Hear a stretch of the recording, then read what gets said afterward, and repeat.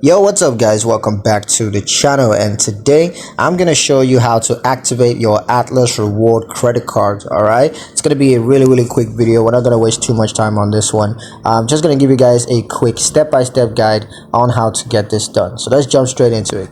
Now the first thing you're gonna do is to log into Atlas. Now you can do that on the online banking platform, or you can choose to log in on the Atlas mobile app. Of course, you're going to use your username and password to log into your accounts in either one of those platforms.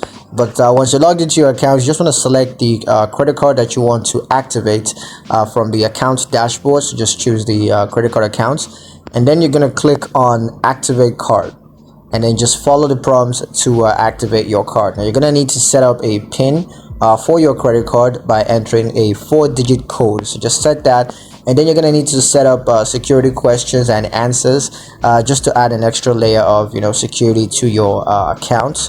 And once that's done, you want to review and verify your credit card information, including the card number, its expiration date, and of course the security code. So yeah, that's pretty much it on how to activate your Atlas reward credit card.